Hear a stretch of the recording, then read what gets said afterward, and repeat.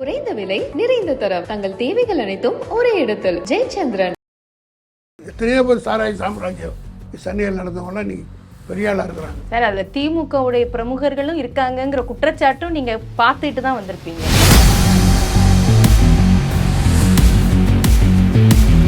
பகுஜன் கட்சியுடைய மாநில தலைவர் ஆம்ஸ்ட்ராங் அவர்கள் கொலை செய்யப்பட்டார்னு ஒரு விஷயம் வந்தோன்னா அடுத்தடுத்து பார்த்தீங்கன்னா ஒரு டீம் போடப்பட்டது. அது சம்பந்தமானவங்களாம் கைது செய்யப்பட்டாங்க. விரைவான நடவடிக்கை இருந்தது. மகாவிஷ்ணுவுடைய அந்த விவகாரம் இது அவ்வளோ தூரம்லாம் பெரிய விஷயம் இல்லையே. இது வெறும் போலீஸ் கஸ்டடியில் எடுத்திருக்கிறாங்க, அடுத்தடுத்து வரும் அப்படின்னா அவ்வளோ பெரிய கேஸ் தான் சார் இது.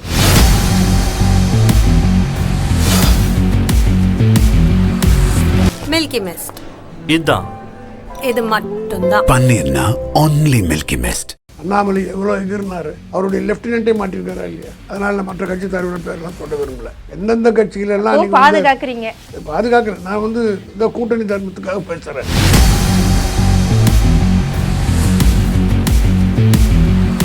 தமிழக வெற்றி கழகம் நடிகர் விஜய் அவர்கள் கட்சியை பதிவு செய்திருக்கிறார். இவருடைய வரவு அப்படிங்கிறது எப்படி பார்க்குது திமுக?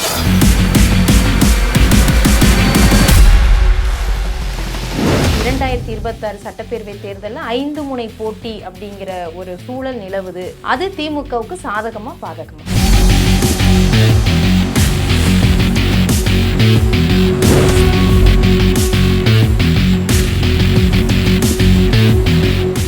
மின்னம்பலம் நேயர்களுக்கு வணக்கம்.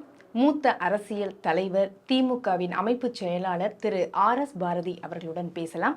வணக்கம். 2021 திமுக ஆட்சி பொறுப்பேற்றதற்கு பின்னாடி இந்த மதுவை வந்து ஊக்குவிக்கிற அளவில் ஒரு டார்கெட் வச்சு அவங்க செயல்படுத்துகிறாங்க. மதுவுடைய வருவாய்க்கு ஒரு டார்கெட் வைக்கிறாங்க. புதுசாக ரகம் அறிமுகப்படுத்துகிறாங்க. அப்போ அதெல்லாம் ஊக்கப்படுத்துறதுக்கான ஒரு செயல்பாடு தானே இது. எப்படி சரியா அப்படிங்கிற விமர்சனம் வைக்கிறாங்க. ஒன்று புரிஞ்சுக்கணும். கொரோனா பீரியடில் எனக்கு கிடைச்ச தகவல் வச்சு நான் சொல்கிறேன், அது நீங்களே கூட விசாரித்து தெரிஞ்சுக்கலாம். மதுக்கடையெல்லாம் கூடியிருந்தாங்க. இந்த கஞ்சா புழக்கமே சென்னையிலேயும் தமிழ்நாட்டில் வந்ததுக்கு அந்த பீரியடில் தான் சொல்கிறாங்க. காரணம், மதுக்கடையில் மூடி ஒரு 2 மாதமோ 3 மாதமோ இல்லை, கொரோனா பீரியடில் இல்லாமல் இருந்தது. ஓரளவுக்கு அந்த குடிமகன்கள்லாம் போகிறத மறந்து இருக்கும்போது ஆல்டர்னேட்டிவாக அந்த கஞ்சாவுக்கு போயிட்டான்னு சொல்கிறாங்க. ஏன்னா சீப்பாக கிடைச்சிது.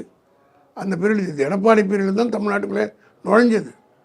அப்போ தான் இது ஆரம்பித்து ஊடுருவி எல்லோரும் அந்த பழக்கத்தில் வெளியில் பழகிட்டவன் எதுவுமே ஒரு 40 நாள் ஒரு பழக்கம் இருந்துச்சுன்னா அது பழக்கமாயிடும். அதனால தான் உண்ணா நோன்பு கூட ஒரு 40 நாள் இருக்கணும் அப்படின்னு சொல்லுவாங்க. அது எந்த அளவுக்கு தெரியல எனக்கு. ஒரு பழக்கம் 40 நாள் 45 நாள் இருந்ததுன்னா அது பழக்கத்துக்கு ஊறிதான். அதுபோல் கடை மூடி இந்த நேரத்தில் கஞ்சா அடிக்க ஆரம்பித்தவன் அப்படியே அதில் ஊறிட்டான். இதெல்லாம் இல்லைன்னு நான் மறுக்க வரல. இதெல்லாம் வந்துச்சு, இதெல்லாம் கட்டுப்படுத்த முடியல, கட்டுப்படுத்திக்கிட்டு இருக்கிறாங்க. முடிஞ்சாலும் நீங்கள் டெய்லி பத்திரிக்கை பார்த்தா அப்போ போட்ட கேஸுக்கு நிறைய வந்திருக்கு. டிஜிபி அதுக்கு அவ்வப்போது ஸ்டாட்டிஸ்டிக்கெலாம் கணக்கெல்லாம் சொல்கிறார். ஆகினால சில பழக்கங்கள் கட்டுப்படுத்த முடியும். அதை மக்களையும் காப்பாற்றணும், கட்டுப்படுத்தணும். அதுக்காக தான் இந்த பாலிசியில் இப்படி போயிட்டுருக்காங்க. அப்போ உங்களுக்கு திமுகவுக்கு மது விலக்கில் உடன்பாடு இருக்கா சார்? அதை அமல்படுத்தணுங்கிற நம்பிக்கை இருக்குது. அதனால தான் சொன்னேன், திமுக தான் முதல் தீர்மானம் போட்ட கட்சி. இல்லை, இப்போ நீங்கள் சொல்கிறீங்க இல்லையா, அதே தீர்மானம் தான் இன்னி வரலாம் அமல்படுத்திட்டு வரோம். அதே சமயம் எம்ஜிஆர் போயிட்டாரு. அதனால அவர் என்ன பண்ணார், இந்த குழுவுக்கு தலைமை தாங்கிட்டு அவரே கட்சி ஆரம்பித்தோடனே திறந்துட்டான்னு பிரச்சாரம் பண்ணி திண்டுக்கல்ல அதை காமிச்சு ஜெயிச்சு வந்துட்டார். உடனே நாங்கள் கடையில் மூட்டோம். ஆக 1.5 வருஷம் தான் கலைஞர் பீரியடில் இருந்தது. பட் அது பூரா எம்ஜிஆரும் மொத்தம் அதிமுக தான் இந்த சாராயத்தை இந்தியா தமிழ்நாடு பூரா விட்டதே அவங்க தான். ஆனால் என்ன பண்ணுறது, ஊடகங்கள் பத்திரிகைகள் பிரச்சாரம் கருணாநிதினு சொல்லி சொன்னாங்க. அதை நான் தாங்கிட்டோம். அதை பற்றி காரணம் என்னென்னா, ஒரு 1.5 வருஷம் தான் நாங்கள் பண்ணோம், அதை மூடிட்டோம். ஆனால் அதுக்கு பிறகு எம்ஜிஆர் தான் எல்லாத்தையும் கொண்டு மொத்தத்தை உடையார்கிட்ட கொடுத்து அவர் சென்னை பூரா நடத்தி அவர் எத்தனையோ பேர் சாராய சாம்ராஜ்யம் சென்னையில் நடந்தவங்களாம் நீ பெரிய ஆளாக இருக்கிறாங்க சார். அதில் திமுகவுடைய பிரமுகர்களும் இருக்காங்கங்கிற குற்றச்சாட்டும் நீங்கள் பார்த்துட்டு தான் வந்திருப்பீங்க. இன்றைக்கி வந்தவங்களாக இருப்பாங்க, அப்போ ஆரிஜின் அங்கே இருந்திருப்பாங்க. அதிமுக இருக்கும்போது செஞ்சுட்டு இங்கே வந்தவங்க சில பேர் இருக்கக்கூடும். அது நான் இல்லைன்னு சொல்கிறேன். நான் இப்போது அதில் ரொம்ப போய் டெலிகேட்டாக பதில் சொல்ல முடியல. சரி சார், இதே இது வந்து திருமாவர்கள் கேட்குற 42,000 கோடி வருவாய் வருது, ஏன் அதுல மறுவாழ்வு மையங்கள் அமைக்க முடியாதா அப்படிங்கிற கேள்வி கேட்கிறாரு. நீங்க சொன்னீங்க இல்லையா, அதுக்கு அவர் பதில் கேட்கிறாரு. இவ்வளவு வந்து அதிகரிச்சுக்கிட்டு தான் இருக்கு, அது நீங்க வந்து குறைக்கணும், மதுவிலக்கை கொண்டு வரணும்னு எண்ணம் இருந்தா இந்த மாதிரி விஷயங்கள், அதற்கு மாற்று விஷயங்களை யோசிக்கலாமே, அதை ஏன் அரசு யோசிக்கலன்னு கேட்கிறாரு. மறுவாழ்வு மையங்கள் ஆரம்பித்து நடத்திட்டு வராங்களே. என்ன திரும்ப சொன்னார்னா இன்னும் எங்கெங்கே ஆரம்பிக்கணும்னு அவர் சஜஷன் கொடுக்குறாரு, ஆரம்பிக்கிறதுக்கு கூட நம்ம தளபதி தயாராக இருப்பார். அதில் ஒன்றும் காம்ப்ரமைஸ் இல்லை. இப்போ இந்த மாநாட்டில் திமுக கலந்துக்குமா சார்? தலைவர் ஊர்லேருந்து வந்த பிறகு தான் டிசைட் பண்ணணும், நான் சொல்ல முடியாது.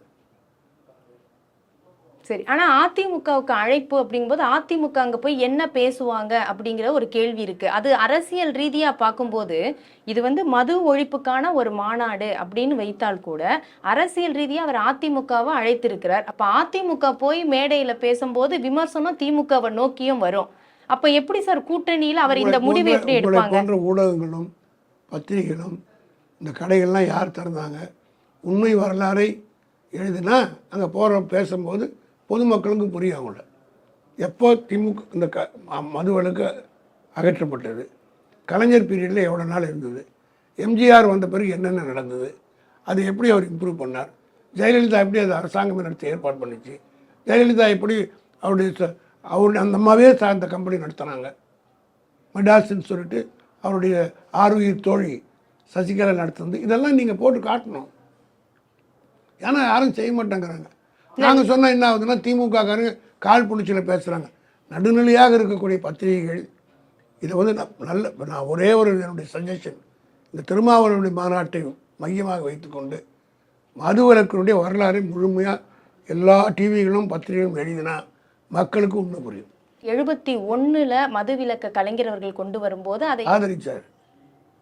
திமுக பொருளாளர் வந்து ஆதரித்து அவரும் கையெழுத்து போட்டார். 2 மினிட்ஸ் இருக்குது.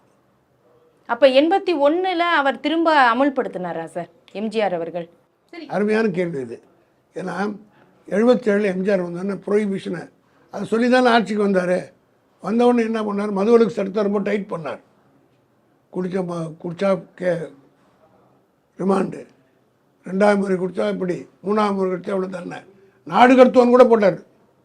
ஆனால் அவரே 2 வருஷத்துக்கு மேலே இதை அமல்படுத்த முடியாது, ஃபெயிலியர் ஆகிட்டு திறந்து விட்டார். உண்மையா இல்லையா? அது இல்லை. அப்போ இந்த வரலாறு திருமா அவர்களுக்கு தெரியாமல் இருக்குமா? இந்த வரலாறு திருமா அவர்களுக்கு தெரியாமல் இருக்குமா? தான் இப்போ அவரும் அதே பண்ணுறாரு. அவர் எப்படி எம்ஜிஆரே தோற்று போயிட்டார், பிரச்சாரம் பண்ணி செய்ய முடியல, சட்டம் போட்டார் எம்ஜிஆர், அதாலே அமல்படுத்தி வெற்றி பெற முடியல. இப்போ திருமாவளவன் எடுத்திருக்கிறார். இல்லை, அதிமுகவை அழைச்சதுக்கு சொல்கிறேன் சார், அதிமுகவும் ஒரு காரணம்னு தெரியாமல் இருக்குமான்னு அதிமுக தான் முழுமையான காரணம். அதிமுகவை இது புரிஞ்சுக்கூட எம்ஜிஆர் விட பெரிய தலைவர்கள் அதிமுக இருக்க முடியாது. Is the founder leader. அவர் தானே கடுமையான ப்ரொஹிபிஷன் சட்டத்தை போட்டவர், 80 கொண்டாந்து விட்டார். அவர் தானே உடையார்கிட்டயே மொத்தமாக இன்ட்ரெஸ்ட் பண்ணார். அதுக்கு பிறகு வந்து ஜெயலலிதா அம்மா தானே டாஸ்மாக் அரசாங்கமே நடத்தணும்னு சொல்லிச்சாங்க. அதுக்கப்புறம் அவங்க சொந்த அந்த அம்மாவே நடத்தினாங்களா இல்லையா? இவ்வளோ மதுவிலக்கை பற்றி பேசுகிற சோனுடைய மகன் தானே அந்த கம்பெனியில் டைரக்டர் இருந்தார். சோனுடைய மகன் தானுங்க இருந்தார். வெளி உலகத்துக்கு இதெல்லாம் வெளிச்சத்துக்கு வரல. யாரும் எழுத மாட்டேங்கிறாங்க, யாரும் பேச மாட்டேங்கிறாங்க. சோ வந்து இவ்வளோ பேசினார் இல்லை, சோனுடைய மகன் தானே அந்த டைரக்டர் இருந்தார். அடுத்து இப்போ இதோட தொடர்ச்சியாக ஒவ்வொரு விஷயமும் கூட்டணி கட்சிகள் எடுக்கிறது பண்ணுறது பார்க்கும்போது, இப்போது மகாவிஷ்ணுவுடைய அந்த விவகாரம், ஒரு அரசு பள்ளியில் ஒரு ஆன்மீக பேச்சாளர் போய் சொற்பொழிவாற்றி இருக்கிறார், தன்னம்பிக்கை பேச்சாளராக அழைக்கப்பட்டவர் ஆன்மீக சொற்பொழிவாற்றி இருக்கார் அப்படிங்கிறது பெரிய ஒரு சர்ச்சையை கிளப்பி இருந்தது சார். ஆனால் இந்த விவகாரம் வெளியில் வந்த உடனே அவர் எப்படி பேசினார், அவர் எப்படி அந்த இடத்துல ஆன்மீக சொற்பொழி ஆற்ற முடியும், மாற்றுத்திறனாளிகளை எப்படி பேச முடியும், பேச்சுக்கள்லாம் வந்தது. ஆனால் அடுத்தடுத்த கட்டம் பார்த்தீங்கன்னா அவ்வளோ தூரம் வேகமாக அவருடைய யார் அவரை அனுப்புனது அப்படிங்கிறது இன்னும் வரைக்கும் வெளியில் வரலையே சார். அது இன்வெஸ்டிகேஷன் நடந்துகிட்ருக்கு, அதெல்லாம் பண்ணிகிட்ருக்காங்க, டிபார்ட்மெண்ட்லாம் பண்ணிகிட்ருக்காங்க, அதெல்லாம் முடிச்சுடுவாங்க. கேஸ் போட்டிருக்காங்க. இப்போ ஒன்று ஒன்றா வரும். ஏன்னா ஒரு அரசு துறையில் நடவடிக்கை எடுக்கிறது வந்து ஏனோ தானான்னு எடுக்க முடியாது, சில ப்ரொசீஜர் இருக்குது, இல்லைன்னா கோர்ட் இன்டர்ஃபியர் ஆகிடும். அதனால் இப்போ டியூ ப்ராசஸ் ஆஃப் லா, சட்டப்படி நடவடிக்கை எடுக்கிறதுக்கு எடுத்துக்கிட்டு இருக்காங்க. அது நல்ல முடிவு விரைவில் சொல்லுவார் அமைச்சர். இல்லை, அதுதான் பகுஜன் கட்சியுடைய மாநில தலைவர் ஆம்ஸ்ட்ராங் அவர்கள் கொலை செய்யப்பட்டார்னு ஒரு விஷயம் வந்தோன்னா அடுத்தடுத்து பார்த்தீங்கன்னா ஒரு டீம் போடப்பட்டது, அதுக்கு சம்பந்தமானவங்களாம் கைது செய்யப்பட்டாங்க, விரைவான நடவடிக்கை இருந்தது.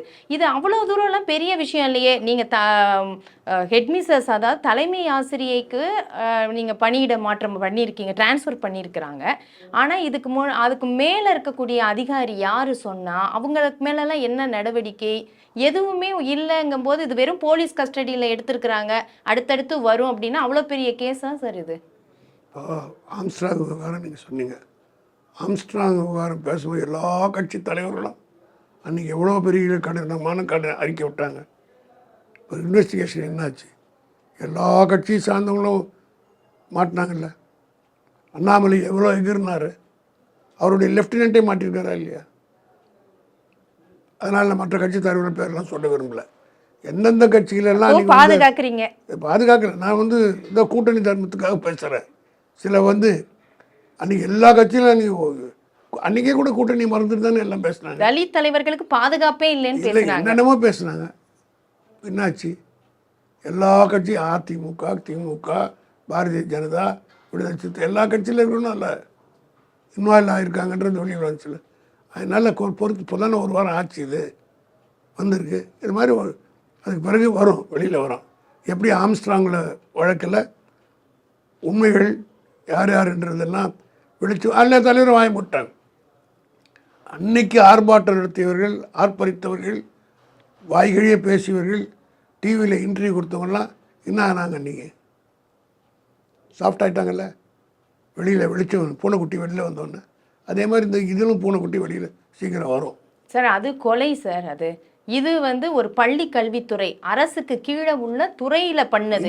இதுல எப்படி சார் மற்ற கட்சிக்காரங்களும் ஏதோ வர்றதுக்கு வாய்ப்பு இருக்கு? இன்வெஸ்டிகேஷன்ன்றது எல்லாத்துக்கும் ஒன்று தான். அது கொலையாக இருந்தாலும் சரி, மற்றதாக இருந்தாலும் இன்வெஸ்டிகேஷனுக்கு சில ப்ரொசீஜர்ஸ் இருக்குது. அது பிரகாரம் போவாங்க. இப்போ அவர் கஸ்டடி எடுத்திருக்காங்க.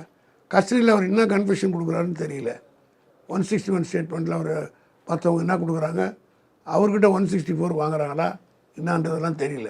இதெல்லாம் அவங்க போலீஸ் கஸ்டடியில் எடுத்துருக்குறாங்க. வெயிட் அண்ட் பொறுத்து பார்ப்போம்.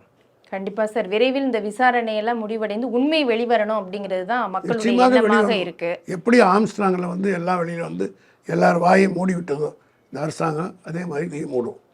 சரி சார், இப்போ தமிழக வெற்றி கழகம் நடிகர் விஜய் அவர்கள் கட்சியை பதிவு செய்திருக்கிறார், கொடியையும் அறிமுகப்படுத்திட்டார். இவருடைய வரவு அப்படிங்கிறது எப்படி பார்க்குது திமுக? ஒரே வரியில் நோ கமெண்ட்ஸ். ஏன் சார் விஜய்க்கு அவ்வளோ முக்கியத்துவமா நோ கமெண்ட் சொல்கிறாரு? நீங்கள் நாங்கள் திமுக வாயிலேருந்து எது வந்தாலும் அதுக்கு மூக்கு நாக்கெல்லாம் வச்சு பெருசு பண்ணிடுவாங்க. இப்போ வர 2020 இதுக்கு சொல்லலாமா சார்? 2026 சட்டப்பேரவை தேர்தலில் 5 முனை போட்டி அப்படிங்கிற ஒரு சூழல் நிலவுது இப்போதைக்கு. இப்போ இருக்கக்கூடிய நிலவரப்படி பார்த்தோன்னா அது திமுகவுக்கு சாதகமா பாதகமா? இப்போ சொல்ல முடியாமல் இன்னும் 1.5 வருஷம் இருக்குது. இது போன்ற முடிவுகள்லாம் தேர்தலுக்கு ஒரு 3 மாதத்துக்கு முன்னாடி தான் தெரியும். உதாரணத்துக்கு 96 எலெக்ஷனில் பிப்ரவரி வரலுமே ஒரு கூட்டணியில் அமையலை.